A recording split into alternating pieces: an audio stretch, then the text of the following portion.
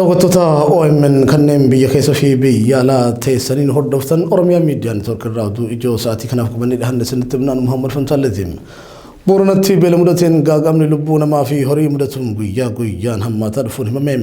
Roobni waqtiiwwan roobaa shanan darbaniif walitti fufiinsan dhabamuu hordofee hongee hamaa mudateen horiin hawaasichaa dhumuu fi lubbuun namaa sababa beelaan darbaa jiraachuun beekameera. Haalli aanaalee godina Booranaatti mul'atu migreen hawaasichaa balaa adda keessa jiraachuu mul'isa kan jedhan qindeessitoonni hojii gargaarsa namoomaa Booranaa baraaruuf hunduu gahee isaa akka ba'u waamicha dhiyeessanii jiru. Balaa aanaalee godinichaa hundatti mudatee jiru kanaan uummanni 800 caalu gargaarsa kan eeggas ta'u bulchiinsi godinichaa mirkaneesseera. Hawaasni Oromoo Walloo lola irratti banamee tureen qeerraa buqqa'eem haala ulfaataaf saaxilamee jira. Mootummaan naannichaa humnoota poolisoota addaa naannoo Amaaraan irratti bobbaasuun nama keenya fixeem qabeenya keenya barbadeessem kan jedhu hawaasni kun uummanni Oromoo waan qabuun akka nu dirmatu jechuun waamicha godhanii jiru. Uummanni godina addaa saba Oromoo Walloo torban tokko waliif lola mootummaan naannichaa irratti baneen nama 100 lakkaa'amu dhabee jira.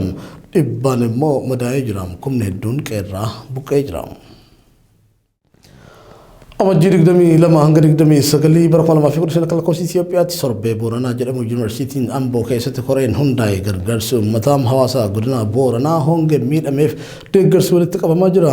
Koreen barattoota godina Booranaa irraa dhufan gamtaa barattoota fi hojjettoota yuunivarsiitii Amboo of keessaa qabu kan yuunivarsiitii Ambootti hundaa'e.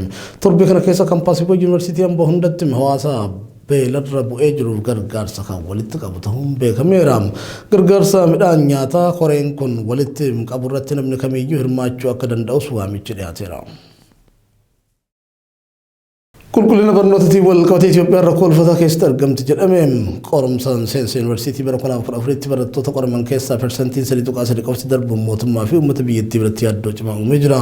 Akka Oromiyaatti immoo barattoonni walakkaa ol fidan persentaa 2 gadi. Dhimma kana ilaalchisuun dhaabbilee miti mootummaa dhimma barnootaa irratti hojjetan waliin marii kan geggeesse biiroon barnoota Oromiyaa qulqullinni barnoota rakkoo cimaa keessa jiraachuu qorannoo waggaa 4 dura geggeesse mirkaneessullee rakkoo kana kophaa koo hundeerraa furuu hin dandeenye jechuu irratti argama. Hawaasni magaalaa Dambidolloo Phaaphaasii Sinodoosii Bataskaana Ortodoksii haaraatiin muudamaniif simannaa ho'aa taasisuuf qophiitti jiraachuun dhagameem. Sinodoosiin haaraan Abunaa Iyyaasuu Phaaphaasii kutaa lallabaa qeellam wallaggaa godhee muuduun ni yaadatama. Abunaa Iyyaasuun har'a gara bakka itti ramadamanitti imalaa kan jiran wayita ta'u hawaasni magaalaa Dambidolloo fi naannoo isii simannaa ho'aa taasisuuf qophii xumuree eegaa jiraachuu odeeffannoon garasiin dhaqqabee ni mul'isa. Kutaa lallabaa wallagga lixaatti kan ramadaman Abunaa Gabri'eeliif simannaa ho'aa magaalota Geedoo Naqamtee fi Gimbiitti taasifamuun ni yaadatama. Manni lubummaa aanaa Tajjii fi sabbata hawaasa kaayyoo Sinodoosii haaraa Abunaa Sawaariyoosiin hoogganamu akka deeggaran beeksan.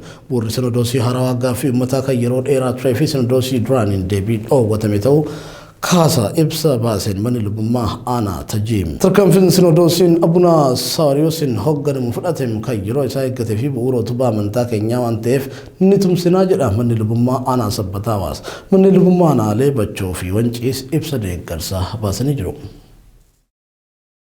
Waldaan Macaafa Qulqulluu Oromoo Macaafa Qulqulluu yeroo jalqabaaf maxxansee eebbiseem. Waldaan Macaafa Qulqulluu Oromoo waggaa 2 dura waldaa Macaafa Qulqulluu Itoophiyaa irraa addattee of danda'eem kan bahe wayita ta'u yeroo ammaa of danda'uun Macaafa Qulqulluu ofiisaaf gara afaan Oromootti maxxansuu eegaleera. Sirna eebbaa Macaafa Qulqulluu afaan Oromootiin waldichaan qophaa'e kan kaleessa Finfinnee galma miilineemitti geggeeffame irratti abboota amantaa jalqabarraa eegaluun Macaafni Qulqulluu gara afaan Oromootti akka hiikamuuf gahee guddaa bahaa turaniif beekamtiin kennameera. Macaafa Qulqulluu gara afaan Oromootti hiikuudhaan Onesmoos Nasiib yookaan Abbaa Gammachiis nama karaa saaqan wayita tahan Abbaa Gammachiis guddina hogbarruu Oromootiifis namoota bu'uura jabaa kaa'an keessaati. Daawwattoota OMN oduun ijoon sa'aatii kanaaf qabannee dhiyaanneem kana fakkaata. Babal'ina oduu kana tokkoon tokko isaa oduu keenya idilee galgalaa keessa argattu YouTube OMN subscribe godhaa jenna. Yeroo gaarii qabaadhaa.